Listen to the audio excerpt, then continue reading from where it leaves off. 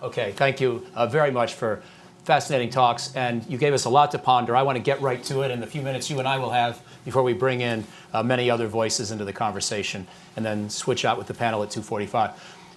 There was a specific word you used in your excellent speech that I really noticed and wanted to follow up with when you talked about the U.S. endorsing or being happy with multipolarity. And I wanted to ask you to tease out that concept a little because just not to challenge you, but just for the sake of discussion, I would argue that the U.S. really hasn't favored multipolarity if what you mean is several different power blocks in the world. What we have favored, especially since the Cold War and thereafter, is one power block that's dominant, that we lead, that includes NATO, that U.S.-Japan, U.S.-Korea, U.S.-Australia alliances. Maybe India is even a little closer to us than it is towards any other power block. And by that definition, the United States would favor some version of global leadership that we used to call unipolarity. Maybe it's not quite that. But my guess is you meant something else by multipolarity. So I wanted to ask you to just explicitly answer whether, when you say that term, do you mean a world of multiple separate power centers?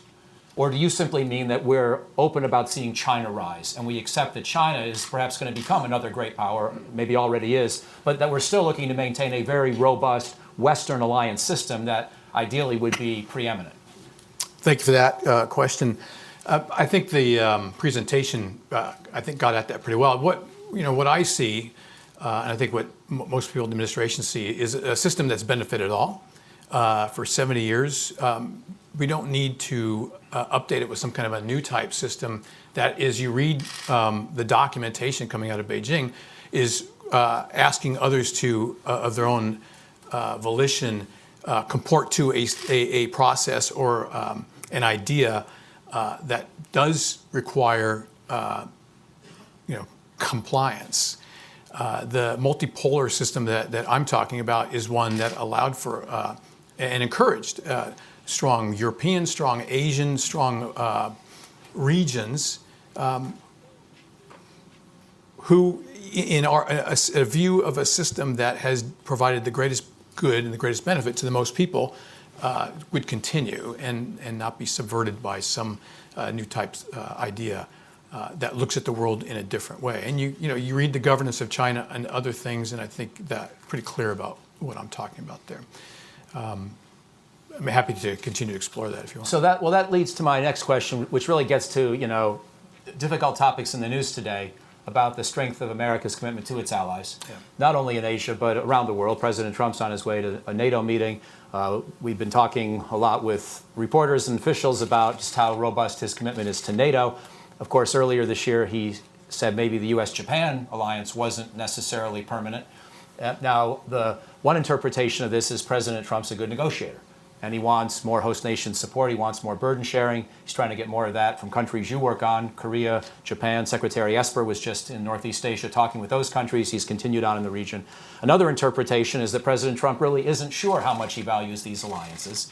And especially, frankly, if he's reelected and has another 4 years, there's no telling if the alliances will continue. So without asking you to get into too much White House politics, I did want to ask, what is the strongest statement you can make about America's commitment to its alliances in Asia at this point? How central and enduring are those commitments? Well, we'll start tactical. I mean, if you look at my travel schedule, I've spent almost half of my time that I've been in the job on the road, and my first 2 stops and my first 3 trips all dealt with our allies: Korea, Japan, Philippines, Thailand, Australia, plus our strong security partners, to include Singapore and others. I operate in accordance with and aligned with the administration's policies, and so that perspective should not be drowned out by the call it noise that goes with the president's insistence that as the security background changes and as our partners have become wealthier and more capable of taking care of their own security, as well as our shared security interests, that they take care of that they invest in that as a show of alignment, as a show of support, and a demonstration of our concerns about the changes that are taking place in the region.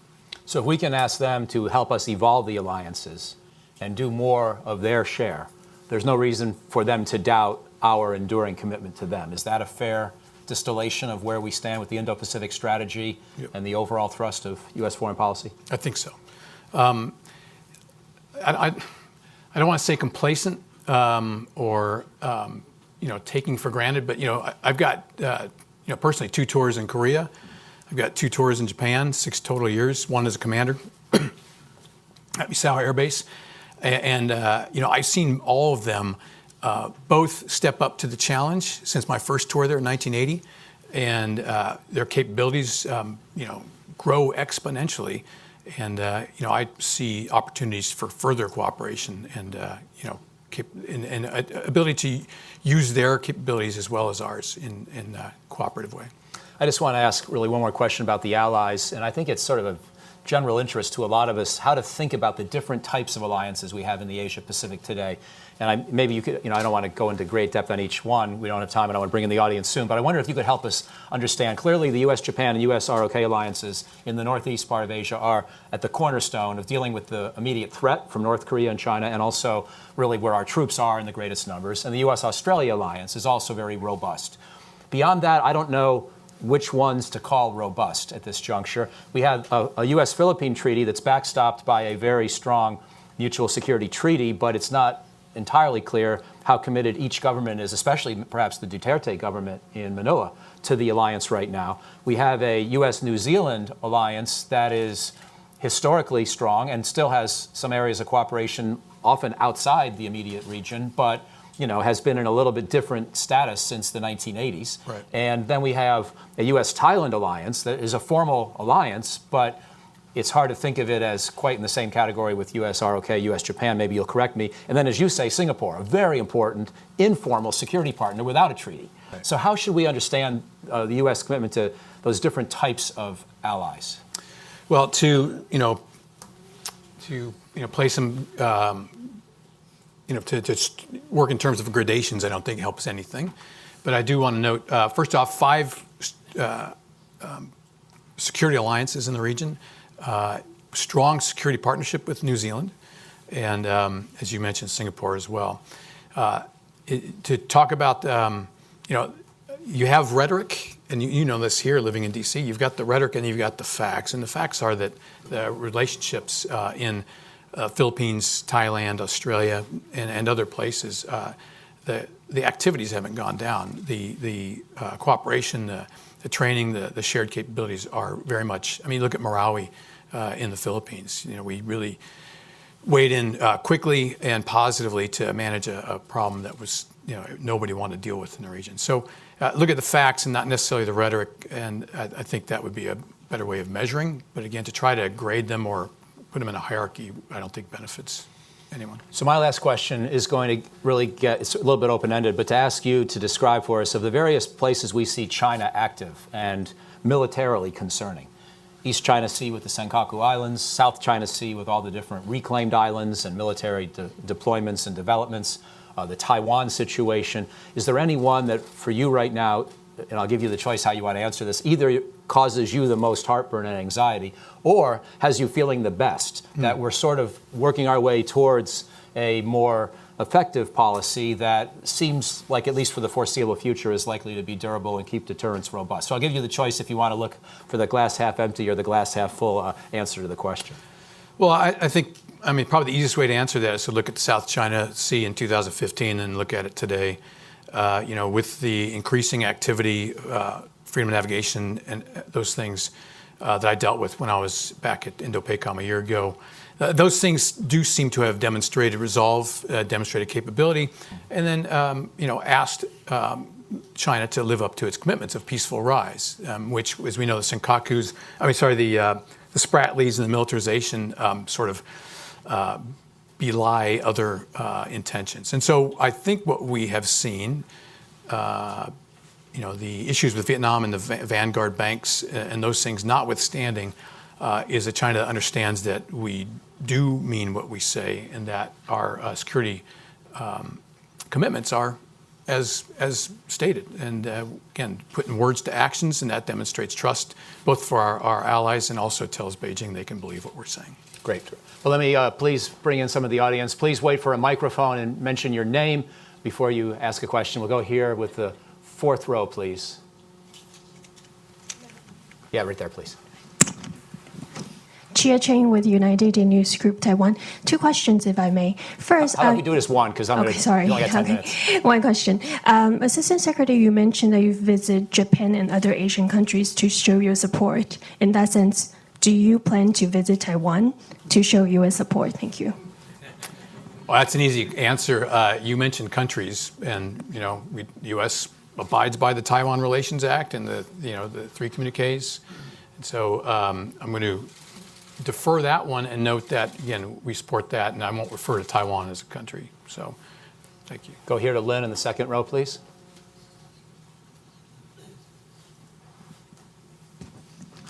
Thanks so much. Thank you, Secretary Stilwell. I want to return to the question of terminology.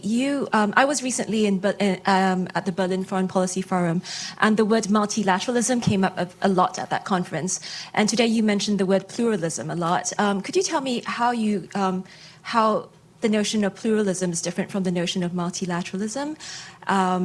Also, does the notion of pluralism actually embrace the notion of like a shared rules-based grouping, or is it about unity and diversity, as you also mentioned in your speech? So does it matter that parties, share the same values? Thank you. We wrestled with that for a while, and I don't think you have to share the same values domestically, but you have to allow those values elsewhere, right? We would certainly like to see what we believe is the best method of governance, which is a open, pluralistic, and a system that allows multiple voices to be heard, to give people voice to be heard and choice, as we say. So I think to us that's the most resilient. It may not be the most responsive, as Winston Churchill says, democracy is a terrible form of governance, but it's the best one going. It can be, can be kind of muddled, but it from my experience, having lived in several parts of the world, it certainly is the best one that I know of. And so on the one hand, we encourage other countries to maintain that approach, but at the same time, we can't insist on that. We talked about sovereignty in this conversation as well. And sovereign countries make sovereign choices. That's not ours to dictate, but how they deal with others, I do believe, is something that we should insist on in a way where we're not dictating terms to others. We go to the woman in the second seat in the sixth row here. Actually, that's okay. We'll go to the back of the room first, and then we'll come up to the sixth row next, please. Thank you so much, Chen Liu from Xinhua News Agency, and thanks for Mr. Stilwell's speech. You've just mentioned in your speech that the U.S. is not forcing other countries to take sides between U.S. and China, but actually in the past various public speech by Secretary Pompeo, we can see that Pompeo just talked about 5G, Huawei, and the investment from China, and said that the U.S. could or just warn other countries that if they use Huawei, the 5G, and the money from China, then probably there will be some consequences from the U.S. So if that's not asking countries to take sides, then how could you describe it? Thank you. That's a good question, and one that always bears clarification. The issue with information systems has to do with one's own security. And in a globalized world where the security choice of one person affects the security of others, the security choice of one sovereign country impacts sovereignty of others, that's something to be concerned about. And so if we're going to share information with countries, we want to share it on systems that we know are secure. And there's ample proof that says not just domestic laws, but other things that show that those systems, Huawei in this case, have issues that don't guarantee that sense. These are things that we took for granted before, and now we're having to think more clearly about.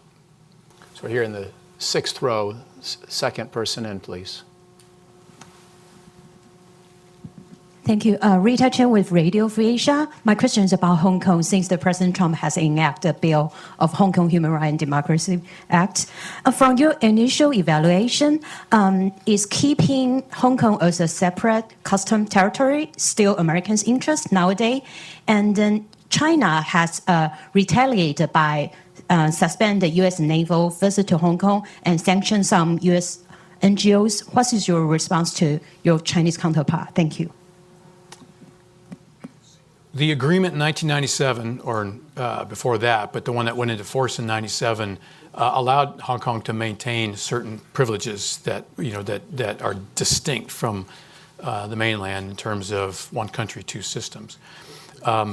We of course would like to maintain that because that's the agreement we all came to. 50 years of basically autonomy, and anything that infringes on that, of course, if you look at the Hong Kong Policy Act and the follow-on Human Rights and Democracy Act, as that autonomy gets squeezed, we already have to, and with the passage of this new act, we'll continue to report on our assessment of where that autonomy stands. Is it sufficiently autonomous? Because if it is not, then the law says that we have to take certain actions that will affect the ability as a trading zone and other things. And so we, of course, would prefer that there's no violence. We'd also prefer that the Beijing live up to its commitment to preserve the autonomy of Hong Kong in accordance with the basic law and others.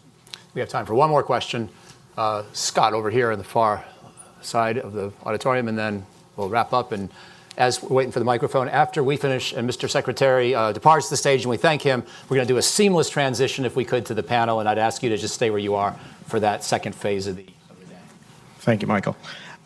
Mr. Secretary, recently you and other senior U.S. government officials made very clear to our partners and allies in Seoul that we had an interest at stake in their decision about whether or not to sever or renew or persist in their intelligence sharing agreement with Japan. That agreement is now temporarily suspended, the withdrawal, but South Korea has said that they could still withdraw at any time, and they are hoping that Japan will make some forward progress on a trade dispute. Irrespective of the trade issue or any other issue, do you see a continuing role for the United States in communicating to our allies in Seoul and Tokyo that we have continuing expectations, or do you believe that we have now made clear our position and that we no longer have anything else left to communicate? Well, in true political sense, I will pick both. As you saw, both from my statements and others, that we do clearly have an interest in maintaining this information sharing agreement, especially as respect to North Korean provocations. And so we were active not in resolving this issue, but encouraging both sides to, acknowledge the importance of maintaining a strong security face, toward Pyongyang. At the same time, personally, we're watching the bow rise, to use a naval term. Both sides see the importance of getting their relationship squared away, which, of course, I'm happy about and continue to encourage. But I've talked about sovereignty during the speech. They're sovereign nations, and I'm in no mood or capability or in no mind to somehow dictate terms, but to reason with both sides and to help them understand our interests in this situation. And we'll continue to do that as we go on. Please join me in thanking Secretary Stilwell. Thanks for watching. Be sure to like and subscribe for more videos from Brookings.